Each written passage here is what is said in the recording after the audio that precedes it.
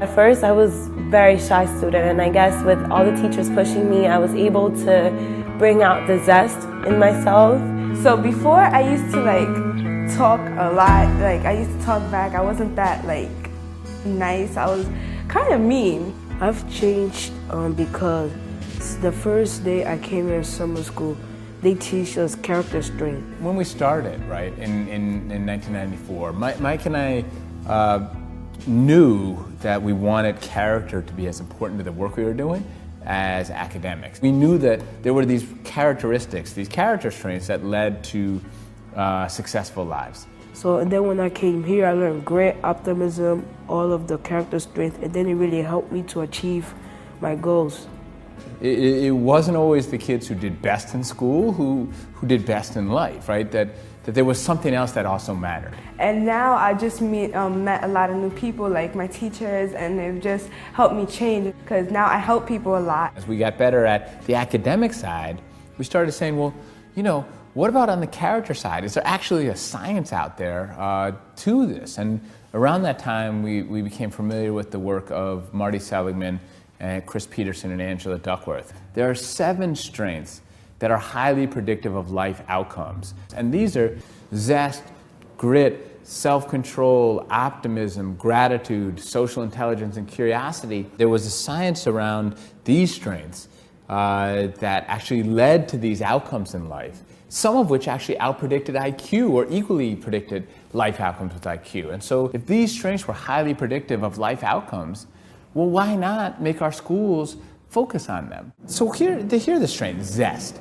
Zest is basically energy and enthusiasm, and it's what you think of about that kid in your class who just is showing enthusiasm, actively participates.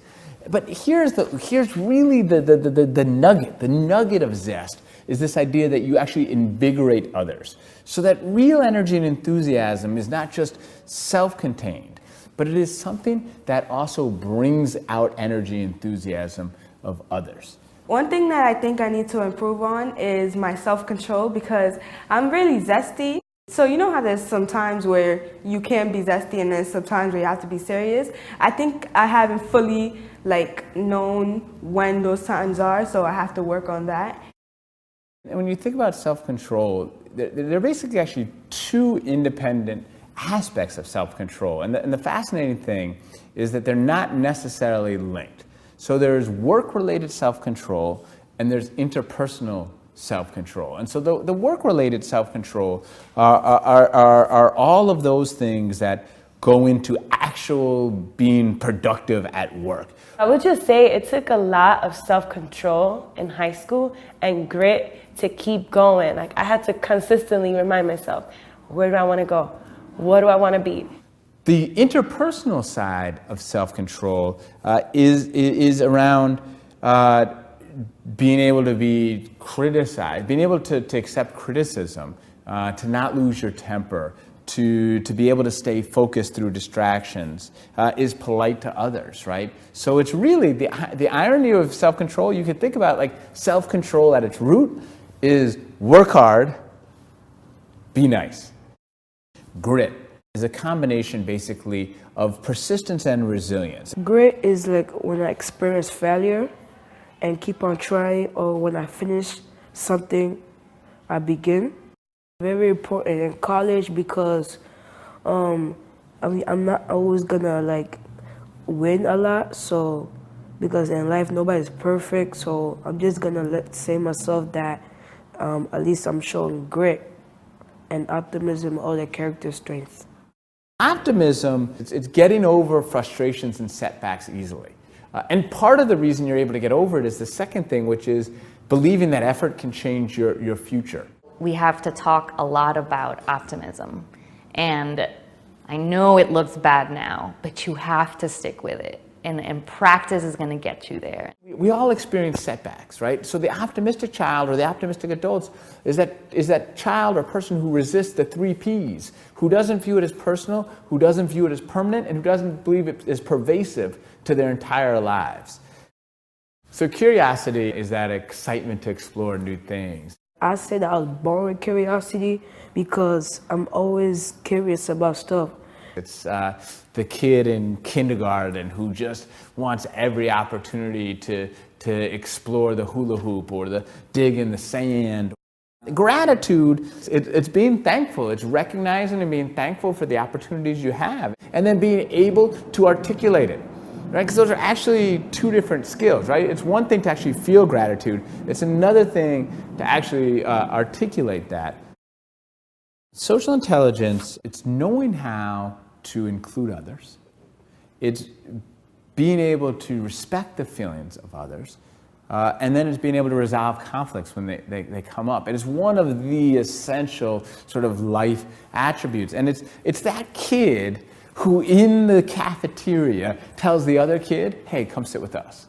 When people feel bad, I like to help them, ask them what's wrong and then try to, settle the differences between other people. So they all have these character strengths, and all we do is just kind of help them bring it out more. We can talk about words and different ideas and character traits, but once you have one concrete language that everyone is using, teachers, parents, students, that they see it on the walls, their teachers are using it every day in class, that makes it a lot more salient for them, I think. Having a framework for character has changed the way I can interact with my students, because instead of it being, I have a feeling about what you're doing, it's, I have this behavior that you're doing which highlights this particular strength. And so it takes a lot of the personal out of it. So it's no longer, Miss Harper doesn't like me or Miss Harper is unfair to me. And because of that, they're more open to being able to address it. Because it's not that I'm gonna like you better, it's that you're going to be better if you do that. And my fear was, at the beginning was, how do I instill character and teach without sacrificing time? Is it a lesson? Is it like activities? And I realized it's just conversation. It's just making it a part of everyday life. Otherwise, they're isolating it as my character class. All right, direct address mid-sentence. Omar, call on somebody else who wants to zestfully perform this. Who's being optimistic today and knows that they can get the answer. So it's simple things like that. Another way of thinking about it is the creation of dual-purpose, intentional dual-purpose activities in the classroom. You're already teaching whatever it is you're teaching. So is there a way that one of these is highlighted in that content? If you're reading a novel and you see characters working together, what can you just turn one of those questions instead of a what happened question into how does this relate to our understanding of character? There are small ways without changing everything to start incorporating it right now. The character report card has mainly impacted the conversations that I have with parents at report card night. It allows that conversation to be much more effective, more information, more action steps that I believe help kids think, okay, I can make this better. When I got it too, I was like, a character report card? Character is so much ingrained in the school that you are actually given a progress report on a character. And I think this is good for parents to be able to read it and help their children to work on where they're falling short. It's the best way I have seen in almost 20 years in education to explain a lot of things about kids and how they grow, and explain to parents things that are turning their kids into superstars, and to explain to parents areas in which their kids are struggling. It was amazing because when I looked through it, I realized it was my child.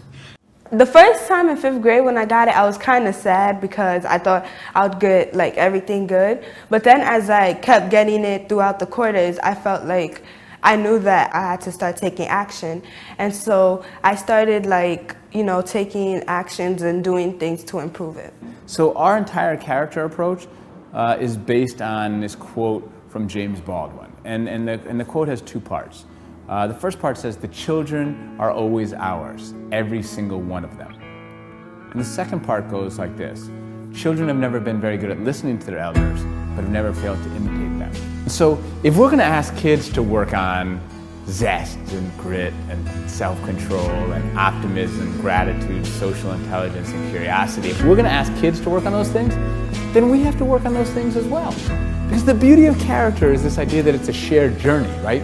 Because we all are working on our character at all points in time, because there are actually character strengths where kids are stronger than adults generally. So it was, met him in 1998. I was principal of KIPP Academy in the Bronx. I was having this conversation with an 8th grader, a very zesty conversation with this 8th grader. In other words, I was sort of yelling at this 8th grader because they were yelling at another kid.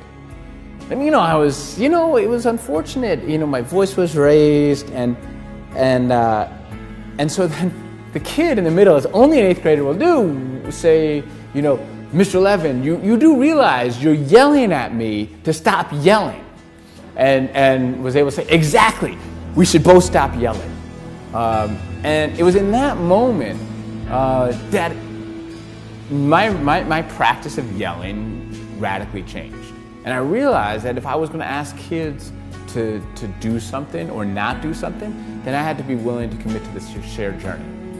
Well, when I grow up, I want to be like a person that doesn't back down, that has a lot of hope and integrity. I see how these things are impacting them. I see how they're thinking more about self-control and I'm seeing how they're connecting the character strengths to their future lives. It's clarified the oneness of our mission.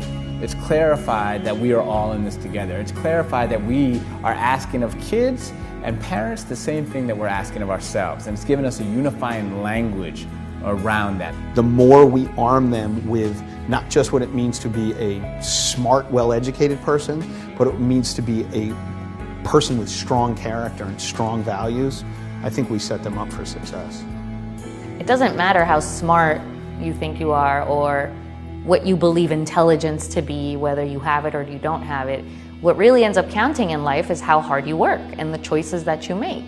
So that's what I want them to get out of this the most.